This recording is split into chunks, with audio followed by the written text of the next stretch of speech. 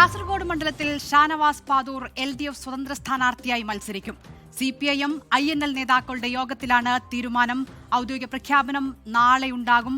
അരുൺ പാറയ്ക്കൽ കാസർഗോഡ് നിന്ന് വിവരങ്ങളുമായി ചേരുകയാണ്. അരുൺ, ഷാനവാസ് പാദൂറിന് താൽപര്യം മഞ്ചേശ്വരമായിരുന്നു, എന്നാൽ കാസർഗോഡ് മത്സരിക്കണം എന്നാണ് LDF നേതൃത്വം ആവശ്യപ്പെട്ടിരുന്നത്.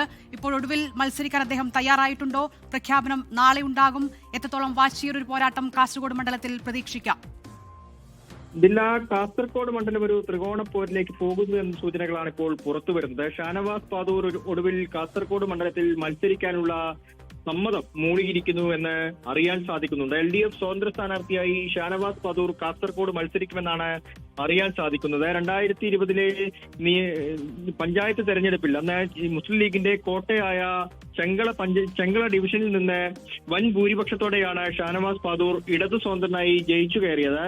ഈ ചെങ്കള ഡിവിഷനിലെ 12,000 വോട്ടിന്റെ ലീഡാണ് മുസ്ലിം ലീഗിന് ഇപ്പോഴും UDF ഇപ്പോഴും ഈ നിയമസഭാ തെരഞ്ഞെടുപ്പിൽ വലിയ പ്രതീക്ഷയായി നിലനിൽക്കുന്നത്. ഒരുപക്ഷെ ഷാനവാസ് പാദൂർ സ്ഥാനാർത്ഥിയായി വരികയാണെങ്കിൽ ആ ലീഡ് എന്താവും എന്നത് വലിയ ചോദ്യചിഹ്നമായി തന്നെ നിലനിൽക്കുകയാണ്. BJPയുടെ കാസർഗോഡ് ജില്ലാ പ്രസിഡന്റ് ML അശ്വിനിയാണ് BJP സ്ഥാനാർത്ഥിയായി NDA സ്ഥാനാർത്ഥിയായി നിലവിലുള്ളത്. രണ്ടാം സ്ഥാനത്താണ് BJP കാസർഗോഡ് മണ്ഡലത്തിലുള്ളത്. വലിയ പോരാട്ടത്തിലേക്ക് കടക്കും. മുസ്ലിം ലീഗും ഷാനവാസ് പാദൂരും LDFും അതുപോലെ തന്നെ BJPയും തമ്മിലുള്ള ത്രികോണ പോരിലേക്ക് കടക്കുമെന്നാണ് നമുക്ക് ഇപ്പോൾ പുറത്തു വരുന്ന സൂചനകളിൽ നിന്ന് മനസ്സിലാവുന്നത്.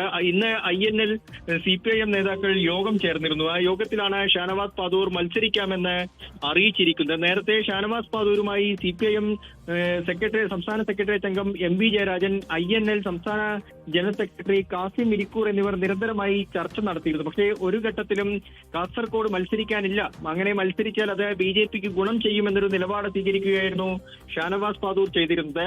കഴിയുമെങ്കിൽ മഞ്ചേശ്വരത്ത് സ്ഥാനാർത്ഥിയായി പരിഗണിക്കണം, അങ്ങനെയെങ്കിൽ മഞ്ചേശ്വരത്ത് താൻ മത്സരിക്കാമെന്നും അറിയിച്ചിരുന്നു.